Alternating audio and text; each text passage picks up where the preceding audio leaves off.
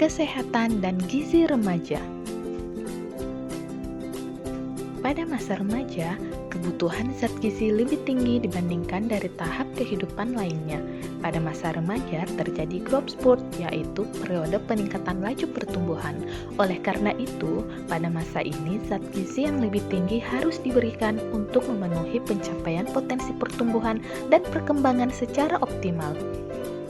Tidak terpenuhinya salah satu komponen zat gizi pada masa remaja, terutama remaja putri sebagai calon ibu, juga dapat mengakibatkan hambatan pertumbuhan tinggi badan atau stunting pada bayi yang dilahirkan. 4 prinsip agar laju pertumbuhan optimal. Yang pertama, seseorang memerlukan gizi seimbang dengan jenis makanan dan porsi yang berbeda pada setiap komponen. Yang kedua, pola aktif dan olahraga. Yang ketiga, hidup bersih dan sehat. Dan yang keempat, pantau berat badan.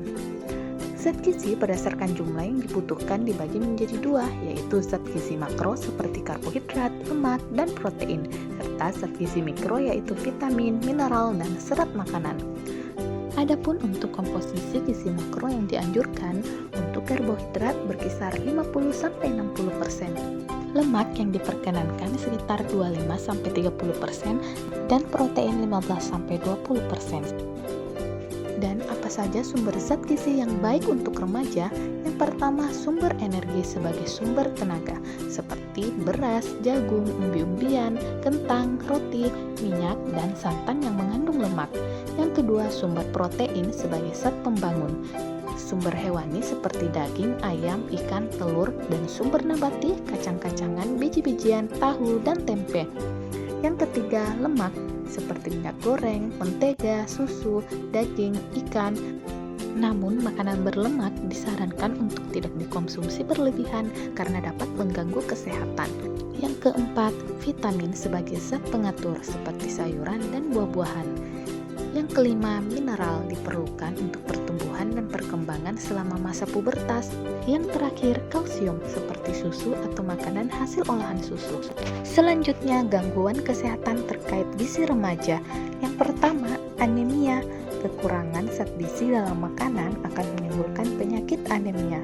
Apa saja gejalanya? Yaitu mudah lelah, sulit tidur, kurang atau hilang nafsu makan, sulit berkonsentrasi, lemah, lesu, pusing, dan mata berkunang-kunang, terutama ketika bangkit dari duduk.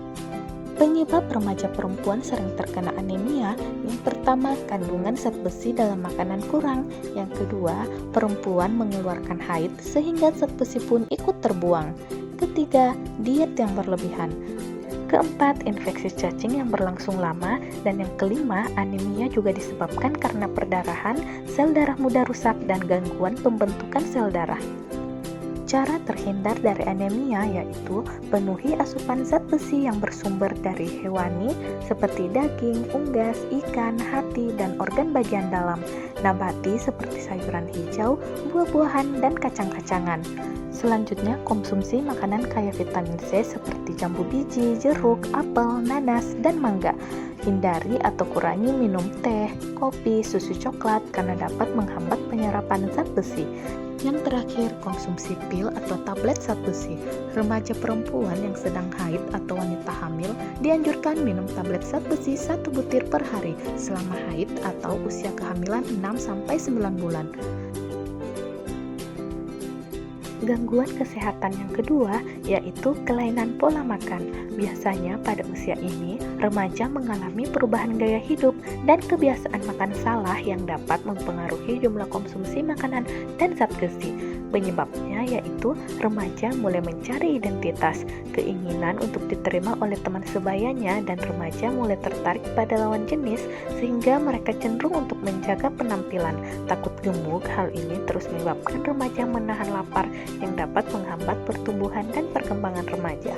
Kedua, kebiasaan ngemil yang rendah gizi, seperti makanan ringan yang banyak tersedia di pasaran. Ketiga, kebiasaan jarang makan pagi dan kurang minum air putih. Makan pagi dapat meningkatkan daya ingat sehingga mampu berpikir jernih dan memiliki tenaga untuk beraktivitas. Adapun jenis kelainan pola makan, yang pertama anoreksia nervosa. Penderita memiliki pandangan menyimpang tentang tubuh mereka. Mereka menganggap tubuhnya terlalu gemuk atau akan menjadi gemuk, sehingga membuat mereka mengurangi porsi makan semakin hari semakin sedikit. Yang kedua, bulimia. Penderita bulimia sangat takut menjadi gemuk.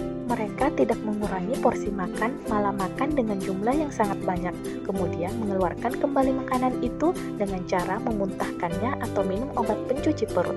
Selanjutnya, cara mencegah kelainan pola makan. Jika hanya mengalami sedikit kelebihan berat badan, dapat menguranginya dengan cara mengurangi makan makanan kecil atau cemilan, menghindari yang manis-manis seperti kue, jus, dan soft drink. Yang ketiga, jika merasa lapar, cemilan dapat diganti dengan buah atau sayuran. Remaja sebaiknya melakukan berbagai aktivitas yang bervariasi, seperti berolahraga secara teratur, tidak merokok, menjauhi nafsa, melakukan kegiatan ekstrakurikuler, dan aktif melakukan kegiatan kepemudaan di masyarakat. Selanjutnya, kebersihan dan kesehatan yang penting dijaga bagi remaja. Yang pertama, rambut sehat.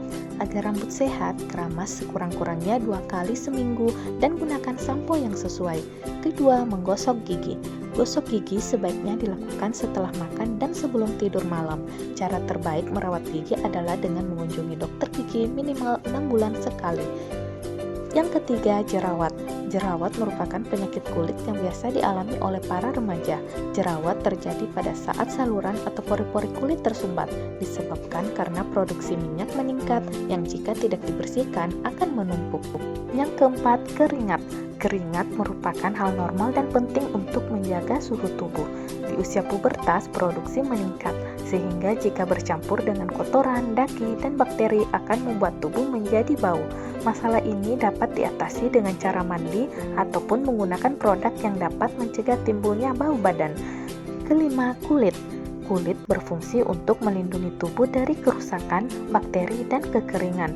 Kulit perlu dirawat agar tidak rusak dengan cara hindari sinar matahari langsung atau berlebihan, terutama saat matahari terik. Keenam, mandi dan kebersihan tangan serta kaki. Mandi dapat membersihkan debu, minyak, menghilangkan bakteri, serta meningkatkan kesegaran tubuh. Mandi sekurang-kurangnya 2 kali sehari, gunakan sabun dan air bersih. Ketujuh, merawat alat kelamin. Alat kelamin adalah milik pribadi yang berperan penting dalam proses reproduksi, sehingga harus dirawat dan dibersihkan, sebab jika tidak akan menimbulkan infeksi dan bau tidak sedap. Membiasakan diri untuk tidak mengenakan celana yang terlalu ketat atau celana yang berbahan kulit, stretch, jeans, ludruk dalam waktu yang lama, menghindari duduk di area yang bersuhu tinggi atau panas, dan mengganti pakaian dalam setiap 2 kali sehari. Bagi remaja putri dihimbau untuk mengganti pembalut 3-4 kali sehari. Selanjutnya, kebersihan pakaian. Pakaian yang bersih akan membuat kita nyaman memakainya, enak dipandang, dan juga menambah percaya diri. Bila jarang mengganti pakaian, akan menyebabkan tumbuhnya jamur pada kulit dan menimbulkan bakteri pemicu bau badan. Selanjutnya, istirahat. Tidur diperlukan tubuh untuk menggantikan bagian-bagian tubuh yang kelelahan, sehingga dapat menghilangkan ketegangan atau stres yang akan membuat badan menjadi kembali segar. Tidur dalam jumlah yang cukup sangat penting bagi kesehatan fisik dan emosional. Yang terakhir, olahraga. Olahraga merupakan upaya untuk menjaga kesehatan karena akan membuat tubuh bugar, kuat, dan lentur. Selain itu, juga dapat memelihara berat badan, menambah tenaga, memperbaiki sirkulasi tubuh, dan memperkuat tulang dan otot.